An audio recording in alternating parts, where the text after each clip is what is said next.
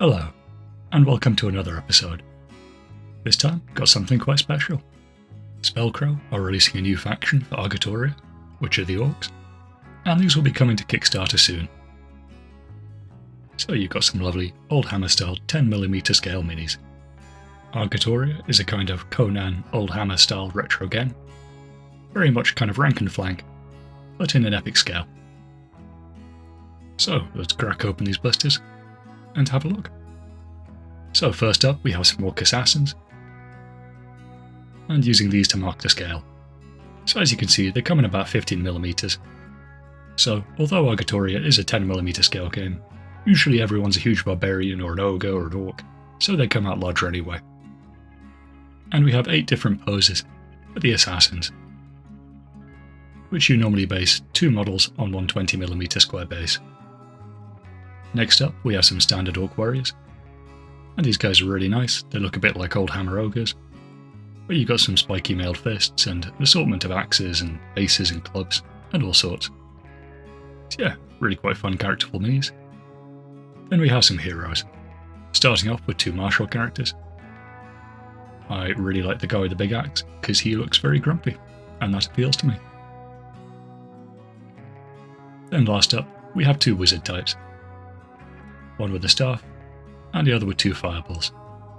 Again, both just happy to be here.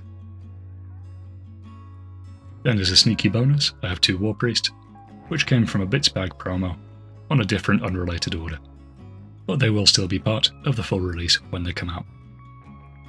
Spellcrow resin is a bit nice. It's not as brittle as you might expect, so you can cut it through with a pair of clippers, and it doesn't shatter into tiny pieces. But as always, do be careful when working with resin, and give it a good scrub with some washing up liquid before you start clipping. To attach your models to the bases, I used regular superglue, but I noticed that a few of the bases this time had some little nubs on, so they did need cleaning up a bit. The heroes go 1 model to a round base, whereas the regiment types are 2 on 1 square base. It can be a little bit tricky to line these up, especially when they are larger models, like the Orcs. Then to fill in the gaps around the bases, took some Vallejo ground texture paste and smeared it around. Usually the puddle bases have a texture applied to them, but the Orcs don't appear to have that, so I'm leaving it to be sort of larger rocks underneath each of their feet, where it is showing through.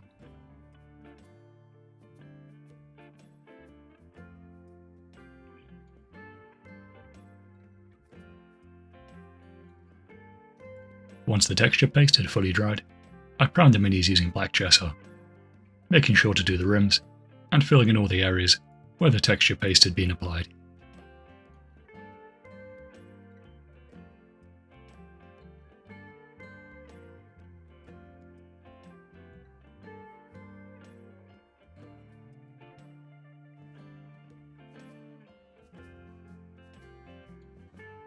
Following the layer of black gesso, I gave them a dry brush of dark brown, using AK Interactive paints before I swap over to P3.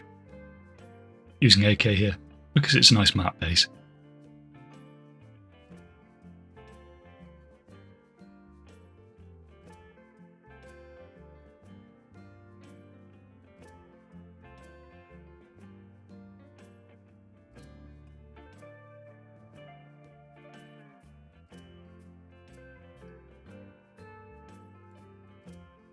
Swapping over to the P3 paints, I started off with the metallics and the skin tone, starting off with darker colours, then layering them up lighter and lighter, using glazes to apply some highlights.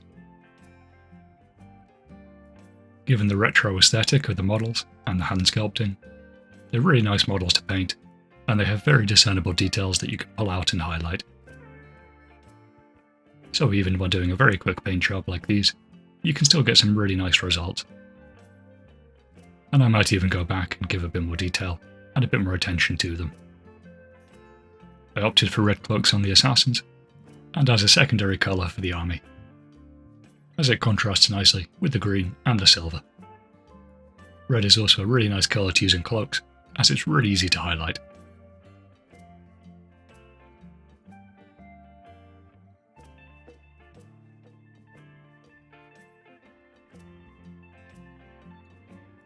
With the base colours blocked down, I went in and pulled out a few highlights, using various shades of brown for P3, and maybe even a few AK. One of the final steps was just to go in with a very bright green and put a glaze over the top parts of the flesh, pulling out the particularly bony parts and the large areas of muscle.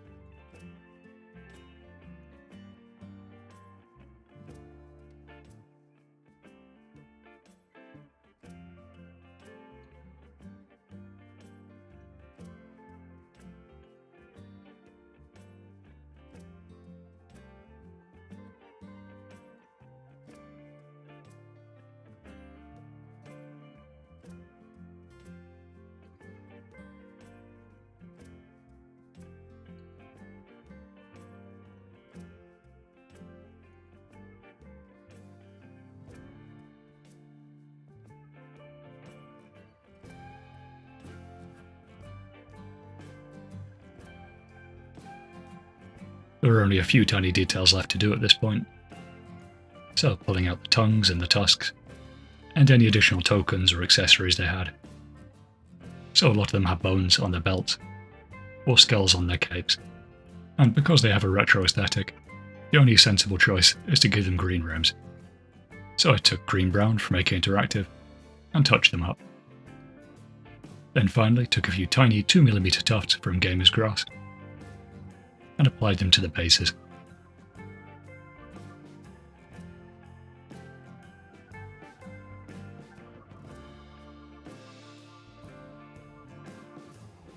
A bit of a speedier paint job than I like to do, but I might go back in and put a few extra highlights on. But in terms of being tabletop ready, they are lovely characterful minis, and they were very quick and easy to paint up. I will put a link in the description to where you could find a bit more info, but at the moment, until the rules come out, they will just be alternative units for my standard Argatoria stuff.